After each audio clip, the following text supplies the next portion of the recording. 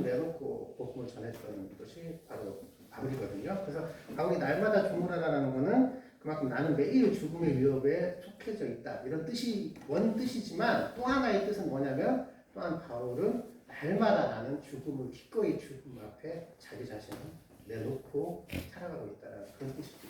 그래서 오늘 본문 말씀이 뭡니까? 나는 누구든지 나를 따라오려거든 자기를 부인하고 날마다 자기 십자가를 치고 나를 쫓을 것이다 라고 하는 것이 이것이 이제 바로 바울의 어떤 그런 해석이죠. 자, 그럼 바울이 이렇게 있었던 거는 이렇게 또 생각할 수도 있겠죠. 그럼 바울이 신실했었던 이유는 날마다 위협에 쌓여있기 때문에 그리스도께 달려가지 않았냐. 그럼 우리의 삶도 시험이 아니라 고난과 근심이 없으면 신앙생활이 제대로 되지 않느냐 이런 뜻이 아닙니다. 그런 뜻은 아니고 바울이 이렇게 얘기했었던 이유는 근거가 있었다는 거예요.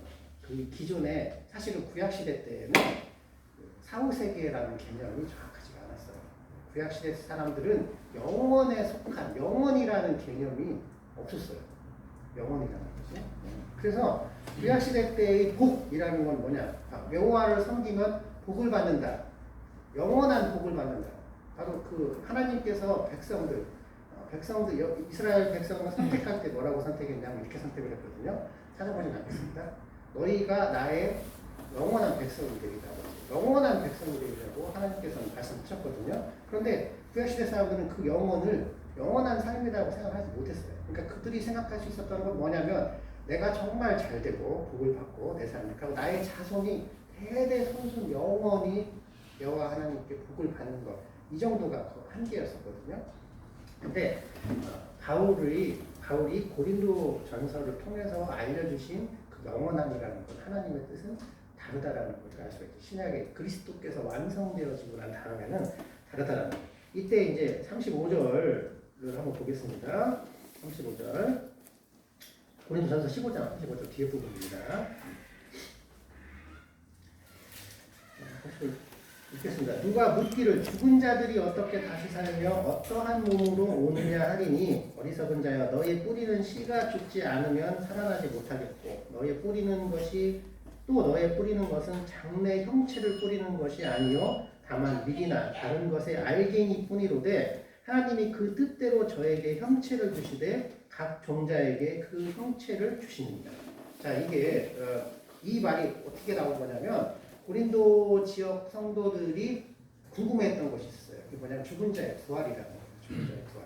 그랬을 때 이제 이렇게 일부 헬라 영향을 받은 사람들은 부활이 없다라는 그런 거를 전파를 한 사람들이 있었거든요. 부활이 어딨냐 이렇게. 그랬을 때 이제 고린도 사람들이 헷갈린 거예요. 왜냐하면 이 고린도 사람들은 원래부터 하나님을 섬겼던 사람들이 아니라 온전히 그리스도로 인한 복음만 전달받은 사람이기 때문에 궁금하고 모르는 것이 너무 많았던 거죠. 자, 그랬을 때 부활에 관한 부분은 사실 유대인들조차도 금방 얘기했던 것처럼 정통적인 유대인들조차도 부활에 관한 부분을 정확하게 알고 있는 사람이 없었어요.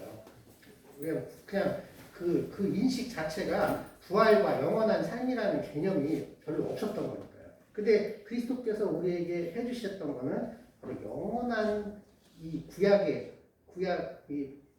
말이 좀 정리가 안 되는데, 구약 시대의 제사만 놓고 본다면 날마다 죄를 통해서 반복되어져야만 하는 그러한 제사가 그리스도를 통해서 영원한 속죄의 제사로 바뀌었단 말이에요. 그것이 바로 그리스도로 인해서 영원한 하나님의 속성에 우리가 참여하게 되는 것을 그리스도에 인해서 주었단 말이에요. 거기서부터 영원이라는 개념이 들어온 거예요. 우리의 믿음 안에.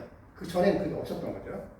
자, 여기에서 그러면 죽은 자들은 어떻게 부활하느냐, 어떻게 다시 살 것이냐라는 질문에 대한 답을 여기서 주는 거예요. 자, 이것이 뭐냐면 너의 뿌리는 씨가 죽지 아니하면 살아나지 못하겠고 또 그 씨가 처음에는 온전한 형태가 아니죠. 37절 다시 보겠습니다. 또 너의 뿌리는 것은 장래의 형체를 뿌리는 것이 아니요 다만 밀이나 다른 것의 알갱이. 원래는 그 형체가 그냥 씨앗만 놓고 보면 이게 도대체 물론 경험에 의해서는 알 수 있지만 그냥 딱 씨앗만 놓고 보면 이 씨앗이 나중에 무슨 나무가 될지 풀이 될지 뭐가 될지 모르잖아요. 근데 그 씨앗이 발화가 돼서 나무가 돼야만 본래의 종의 형태가 나타난다는 거예요. 자, 그랬을 때 이 말을 왜 하냐? 쭉 넘어가서 이렇게 보겠습니다. 42절. 42절을 보겠습니다. 자, 죽은 자의 부활도 이와 같으니 썩을 것으로 심고 썩지 아니할 것으로 다시 살며 욕된 것으로 심고 영광스러운 것으로 다시 살며 약한 것으로 심고 강한 것으로 다시 살며 육의 몸으로 심고 신령한 몸으로 다시 사나니 육의 몸에 있은즉 또한 신령한 몸이 있느니라. 이게 어떻게 연결이 되냐면 이런 거예요. 자, 죽은 자의 부활에 대해서 궁금한 사람들에게 바로 그 영원한 것을 바로 신령한 몸이다라고 얘기를 했는데 그것을 알려주는 거예요. 뭐냐면 자, 씨앗을 처음 뿌릴 때에는 그 씨앗 자체가 본래의 종의 형태가 아니죠. 근데 그 씨앗 여기서 죽으면이라고 표현이 되어 있어요. 뿌리는 씨가 죽지 아니하면 살아나지 못하겠고, 그럼 결국 씨앗이 본래의 형태인 종의 형태를 가지기 위해서는 본래 씨앗이 가지고 있던 씨앗의 형태를 버려야만, 죽어야만 그 종, 하나님께서 원래 계획하셨던 그 종의 형태를 얻을 수가 있는 거예요. 자, 그러면 구원받은 그리스도인도 마찬가지죠. 우리가 원래 가지고 있었던 육의 이 형태를 버리지 아니하면 새로운 것을 원래 하나님이 본래에 우리에게 주셨던 형태, 그것이 신령한 형태를 가질 수가 없다라는 거예요. 그러면 씨앗이 여기서는 죽었다라는 표현을 썼던 것처럼 결국 우리가 이 육의 형태를 죽지 아니하면 하나님께서 원래 우리에게 약속하셨던 영원한 백성이 되리라, 영원한 나의 백성이 되리라고 했던 그 약속이 이루어지지 않는다는 겁니다. 즉 우리가 하나님의 영원한 백성이 되기 위해서는 이 육의 형태가 죽어야 되는 거죠. 씨앗이 그 형태를 잃어버린 것처럼 그것이 우리에게 약속이 되었던 그런 것이라는 거예요. 여기서 정리를 해주는 거죠. 좀 이해가 되시죠? 자, 그래서 47절을 같이 읽어보겠습니다. 첫사람은 땅에서 났으니 흙에 속한 자이거니와 둘째 사람은 하늘에서 나셨느니라. 무릇 흙에 속한 자는 저 흙에 속한 자들과 같고 무릇 하늘에 속한 자는 저 하늘에 속한 자들과 같으니 우리가 흙에 속한 자의 형상을 입은 것 같이 또한 하늘에 속한 자의 형상을 입으리라. 자, 이것이 우리의 소망이 되는 거예요. 소망.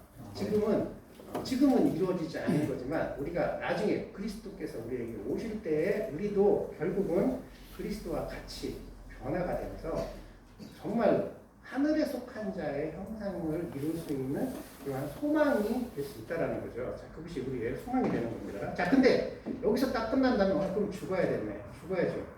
뭐가 죽어야 되냐? 내가 진짜 죽어야 되는 거예요. 아니면 주님이 오시거나, 그렇죠? 근데 그것이면은 좀 이상하잖아요. 그렇죠?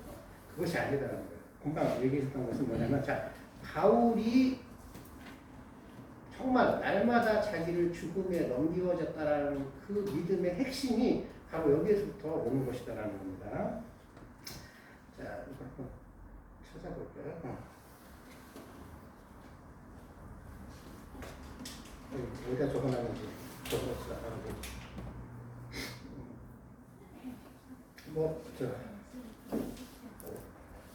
잠시만요.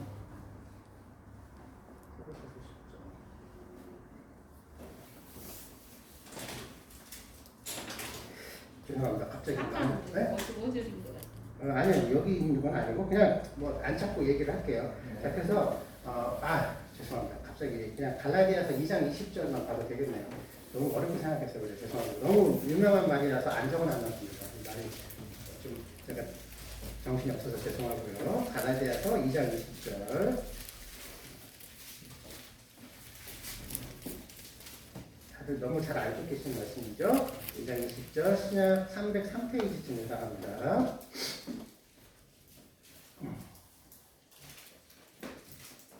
찾으셨나요? 19절부터 보겠습니다. 제가 읽겠습니다.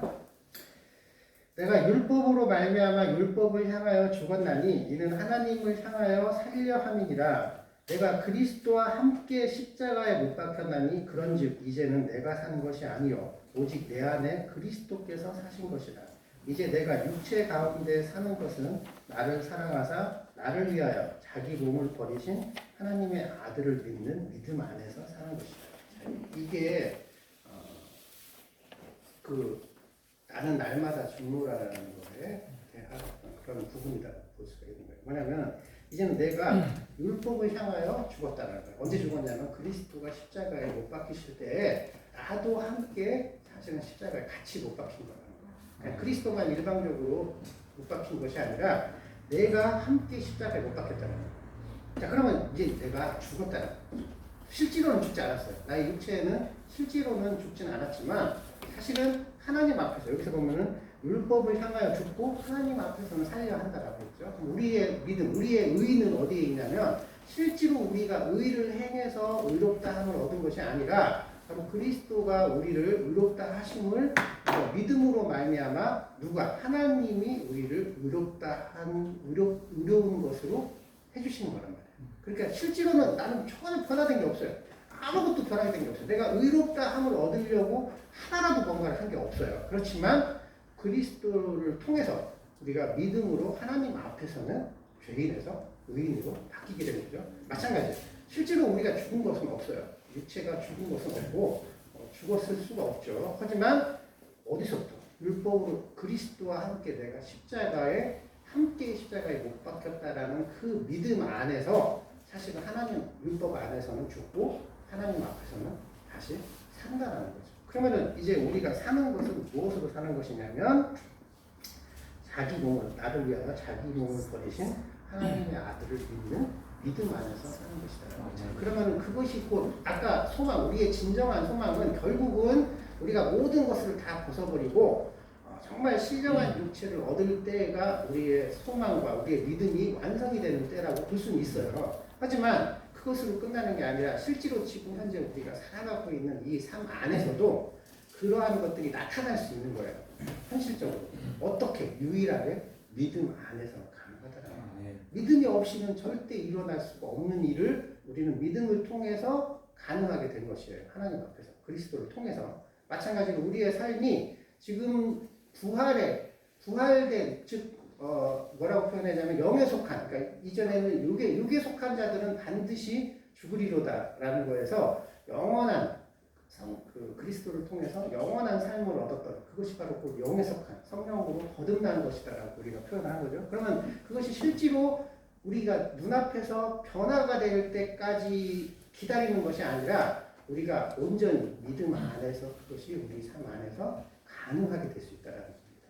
실제로 우리가 부활의 소망이 우리 삶 안에서 이루어질 수 있다는 거예요. 그것이 되기 위해서는 오늘 본문 말씀처럼 반드시 죽음이라는 것을 인정해야 된다.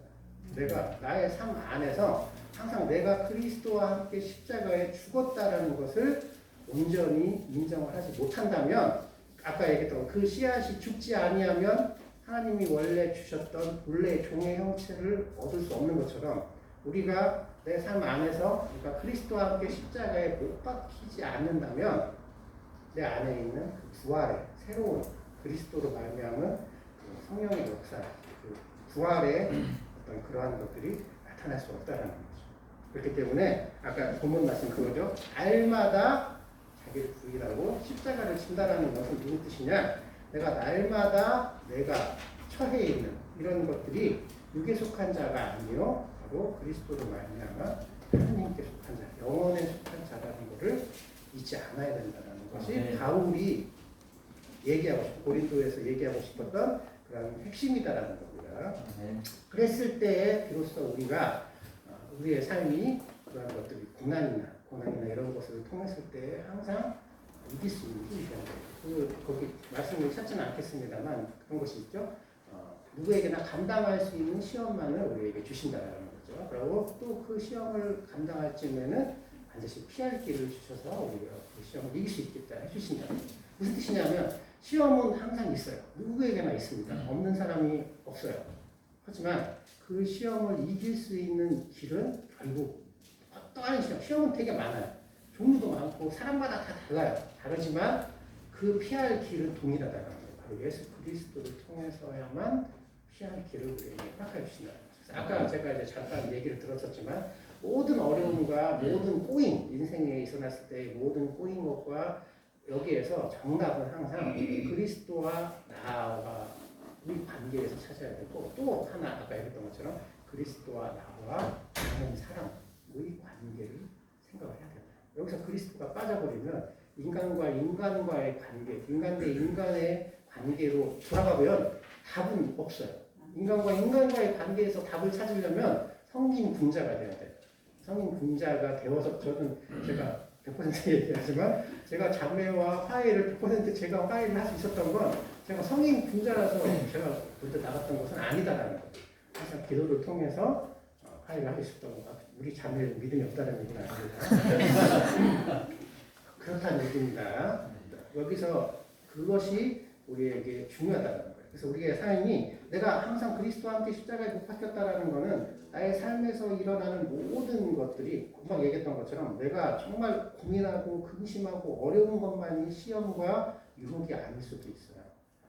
단지 모든 나의 삶 안에서 나타나는 모든 것들이 그리스도와의 관계, 내가 그리스도 안에서 십자가에 못 박혔느냐에서부터 출발한다라는 것을 잊지 않으면 안 된다. 그것이 우리의 믿음의 시작이고 그것이 우리의 믿음의 근본입니다. 아, 네. 그래서 그런 부분을 말씀을 드렸고요. 그래서 이거 한번 찾아볼까요? 누가복음 7장 36절입니다. 누가복음 7장. 이거 뭐 굳이 안 찾아봐도 되는데 찾아보겠습니다. 36절입니다. 7장 36절. 이건 뭐 실제로 조금만 읽고 제가 말씀드리겠습니다. 37절을 읽겠습니다. 찾으셨나요? 네.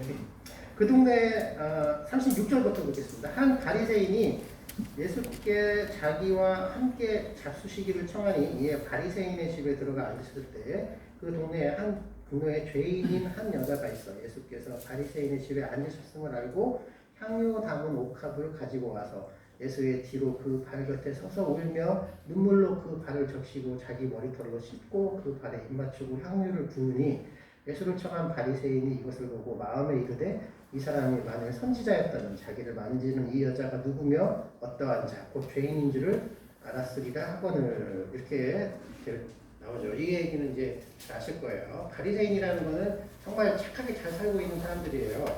그러면 이 바리새인들은 율법에 정말 율법을 지키려고 노력을 했던 사람들이에요.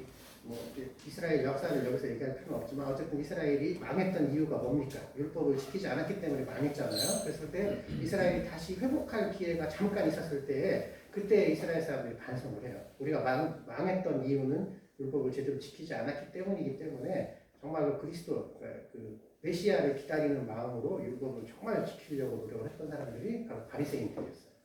그런데 바리새인들과 이 죄인하고는 겉으로 보기에는 비교할 수가 없어요. 정말 바리새인들은 누가 봐도 존경을 할 만한 사람들이고 여기서 이 여인은 어떤 여인인지 모르겠지만 바리새인도 알 수 있었던 것처럼 아마 동네에 유명한 죄인이었을 거예요. 그렇죠? 봐도 알 수 있는 그런 죄인이었을 거예요. 자, 그랬을 때 예수께서 뭐라고 하셨냐면 31절이죠. 가라사대 빚 주는 사람에게 빚진 자가 둘이 있어 하나는 500데나리온을 졌고 하나는 50데나리온을 졌는데 갚을 것이 없으므로 둘 다 탕감하여 주었으니 둘 중에 누가 저를 더 사랑하겠느냐. 시몬이 대답하여 가로되 제 생각에는 많이 탕감함을 받은 자입니다. 가라사대 내 판단이 옳다 하시고 여자를 돌아보시며 이렇게 좀 넘어가서 47절 보겠습니다. 이러므로 내가 네게 말하노니 저의 많은 죄가 사하여졌도다. 이는 저의 사랑함이 많음이니라. 사함을 받은 일이 적은 자는 적게 사랑하느니라. 자, 이게 또한 우리의 신앙의 원리 중에 하나입니다. 자, 아까 내가 우리의 신앙생활이 출발이 죽음이라고 했었죠. 자, 이 죽음이 바로 여기서부터 나타나는 거예요. 저 자신도 마찬가지지만, 자, 내가 주님의 하나의 법칙이 그거입니다. 죄의 탕감함을 많이 받은 사람일수록 더 주를 사랑한다는 거예요. 내가 주 앞에서 탕감함이 적다면 적게 주님을 사랑할 수밖에 없어요. 사실은 이거는 100% 장담이지만 우리 모든 성도는 적어도 주의 앞에서 그리스도 앞에 떳떳한 사람은 없어요. 즉 바리새인, 여기서 얘기하는 정말로 율법을 잘 지켰던 바리새인이나 아니면 동네에 유명한 죄인인 여자나 그리스도 앞에서는 다 똑같다라는 거예요. 다 죄인이다. 차이가 있다라는 것은 사람 앞에서나의 차이이지 주 앞에서는 다 똑같은 죄인이다. 그랬을 때 누가 더 그리스도를 사랑하느냐? 바로 많은 죄를 탕감을 받은 자가 더 그리스도를 사랑할 수 있다는 거죠. 무슨 뜻이냐면 반대로 얘기하면 우리가 우리의 삶 가운데서 아까 제가 얘기했었죠. 지속적으로 나를 괴롭히는 죄에 대한 어떤 그런 것도 있을 거예요. 아까 얘기했던 아무도 모르고 나와 주님만이 알고 있는 나의 약점.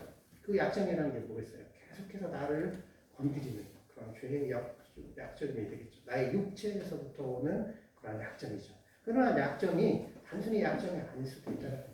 그런 것들이 오히려 바로 내가 날마다 그리스도 앞에서 나를 같이 십자가에 못 박힐 수 있다면 오히려 그것이 더 많이 그리스도를 사랑할 수 있게끔 그것이 오히려 죄가 곧 우리에게 그리스도로 말미암아 은혜가 될 수 있는 그런 삶이 될 수가 있어요. 그러니까 그런 걸로 인해서는 아까 얘기했던 것처럼 내가 피할 길 그리스도만 온전히 붙잡을 수 있다면 오히려 그러한 나의 신앙적인 약점은 오히려 나의 신앙의 큰 사랑과 원동 그리스도를 향하는 원동력이 될 수 있는 그런 부분이 될 수 있어요. 오히려 약점이 아닐 수도 있다라는 거예요. 오히려 아까 얘기했던 것처럼 모임을 떠나는 분들의 대부분은 관계, 그리스도가 빠진 관계에서부터의 상처에서부터 나타나는 경우가 사실 대부분이에요. 누군가 말은 그렇대요. 원인은 누군가 있어요. 원인도 있고 말도 그렇다고 뭔가 이유는 있는데 중요한 건 그리스도가 빠진 관계에서의 상처에서 믿음을 떠나는 사람이 있지 어떤 신앙적인 고민에 의해서는 아닐 수도 있어요. 근데 신앙적인 고민으로 인해서 떠나는 분들도 있어요. 답을 그리스도에게서 찾지 못하는 경우에. 그런 부분은 있습니다.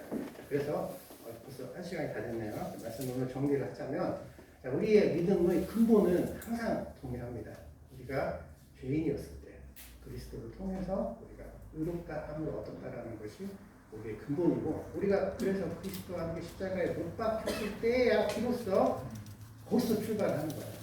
바로 우리의 본래의 형체 죄에 대하여는 죽고 하나님에 대하여는 산다는 거죠. 마지막으로 한번 요것만 보겠습니다. 갈라디아서 말인데 갈라디아서 5장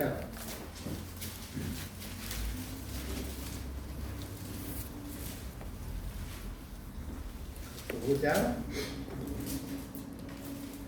16절을 보겠습니다. 5장 16절 신약 308페이지쯤 해당합니다. 갈라디아서 5장 16절입니다. 찾으셨나요? 네, 잘 읽겠습니다. 내가 이르노니 너희는 성령을 쫓아 행하라. 그리하면 육체의 욕심을 이루지 아니하리라. 17절 육체의 소욕은 성령을 거스리고 성령의 소욕은 육체를 거스리나니 이 둘이 서로 대적함으로 너희의 원하는 것을 하지 못하게 하려 합니다. 자, 이게 말이 묘한 말이죠. 저희 지금 굉장히 좋아하는 말씀 중에 하나이고 자주 하는데 자, 육체의 소욕이 있고 성령의 소욕이 있어요. 우리 그리스도인에게는 두 가지의 소욕이 동시에 존재를 해요.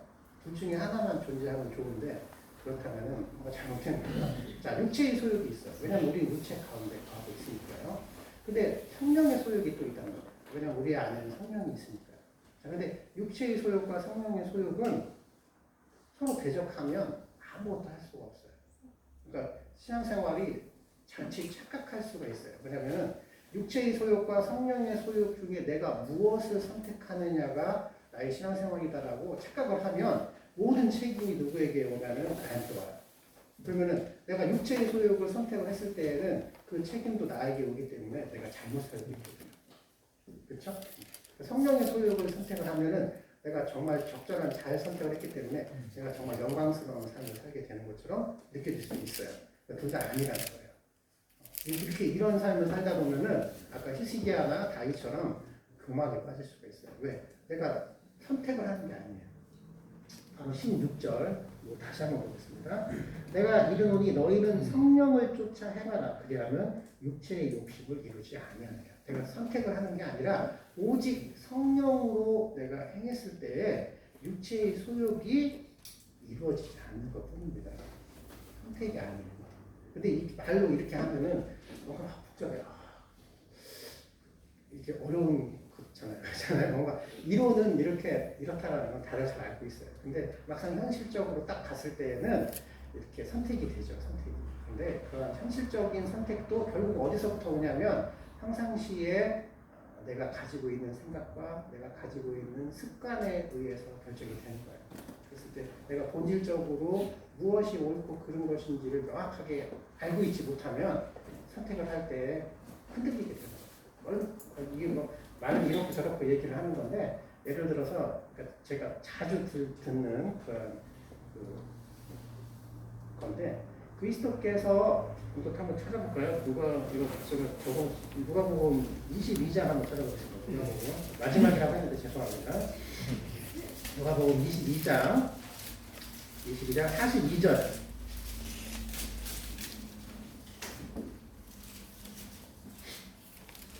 자, 찾으셨나요? 네. 신약 135페이지에 해당합니다. 135페이지. 하셨으면 제가 읽겠습니다. 가라사대 아버지여 만일 아버지의 뜻이거든 이 잔을 내게서 옮기시옵소서. 그러나 내 원대로 마옵시고 아버지의 원대로 되기를 원하시나이다 하시니. 자, 이게 그리스도께서 기도하셨던 거예요. 무슨 뜻이냐면 그리스도께서 잡히시기 직전에 기도하신 건데 원하신다면 아버지여 아버지의 뜻이거든 이 잔을 내게서 옮기시옵소서. 이게 무슨 뜻이냐면 죽기 싫습니다라는 뜻이에요. 예수님이 왜 오셨냐? 결국은 이 세상에 있는 모든 죄를 담당하시고 십자가에 못 박히시기 위해서 오셨다라는 것을 누구보다도 잘 알고 있는 게 바로 예수 그리스도예요. 근데 그리스도께서 마지막 잡히시기 직전에 하신 기도가 뭐냐면 죽기 싫습니다. 하나님 아버지 가능하면 이걸 옮겨주십시오. 그러면 이게 뭐가 돼? 그럼 이상하잖아요. 이게 그리스도의 본심이냐? 그게 아니다라는 착각하기 쉽다라는 거예요. 이게 뭐냐? 우리의 기도에 그대로 그리스도를 본받는 마음으로 그대로 적용을 하는 이런 거예요. 뭐냐면 그리스도께서 굳이 얘기하면 그리스도도 분명히 우리와 동일해요. 우리하고 동일해요. 육체를 가지고 계셨고 하늘에 속한 그런 성령이 있었잖아요. 그랬을 때 이 육체의 그리스도 안에서의 육체의 소욕은 뭐냐면 죽기 싫은 겁니다.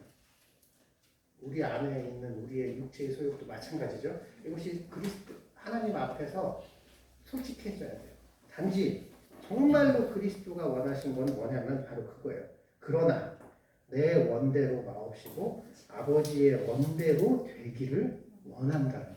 정말로 그리스도께서 원하신 건 뭐냐면 아버지의 뜻대로 내 뜻대로가 아니라 아버지의 뜻대로 되기를 원하나이다가 진정 그리스도께서 원하셨다는 거예요. 우리도 착각하기 쉬워요. 자, 아까 성령의 소욕과 육체의 소욕 뭔가 복잡하게 말씀을 드렸죠. 자, 육체의 소욕은 어쩔 수 없어요. 이거를 없애주십시오. 내가 기도를 할 때 가령 누군가를 미워하고 있어. 주여, 내가 저 형제를 미워하는 마음을 없애주세요. 불가능하죠. 죽여주세요. 그랑 똑같은 거예요. 없앨 수가 없어요. 그걸 없앨 수 있다면 말이 안 되죠. 우리 신앙생활의 목적은 내가 저 형제를 미워하는 마음을 없애주세요가 우리의 목적이 아니에요. 내가 저 형제를 미워합니다. 그러나 나의 원대로가 아니라 아버지의 뜻, 그리스도의 뜻대로 저 형제를 사랑할 수 있다는 얘기가 아니라 사랑하기를 원합니다라고 기도를 하는 게 정답이다라는 얘기예요. 비슷한 것 같지만 완전히 틀려요. 그런 것들을 우리가 이해하고 있다면 아까 얘기했던 것처럼 그 관계, 그 성도와 나와의 관계에 그리스도가 빠질 수가 없어요. 빠지는 순간 선택이 되는 거예요. 내가 미워해야 되냐, 사랑해야 되냐. 단지 그리스도가 빠지는 상태에서 선택할 수 있는 건 하나밖에 없는 거예요. 미워하는 걸 선택할 수밖에 없는 거죠. 왜? 그게 그리스도가 빠진 것이고 육체의 소욕에 빠질 수밖에 없는 거니까. 예를 들어 대충 이해되시죠? 네. 그래서 그러한 것들이 결국은 내가 신앙생활을 할 때에 그냥 결국은 선택인 것처럼 보이지만 그 선택의 순간에 내가 그리스도를 인정하느냐, 인정하지 않느냐, 그리스도의 뜻대로 행하기를 원하느냐, 내 뜻대로 행하기를 원하느냐가 바로 사실상 선택의 기준이다라고 볼 수 있는 거예요. 쉽게 생각하면. 그래서 우리가 오늘 본문 말씀 다시 찾지는 않습니다. 찾지 않고 제가 그냥 읽겠습니다. 또 우리에게 이르실 때 아무든지 나를 따라오려면 자기를 부인하고 날마다 제 십자가를 지고 나를 쫓을 것입니다. 그 말씀에 잘 찾아갈 수 있도록 원합니다. 기도하고 말씀드리겠습니다.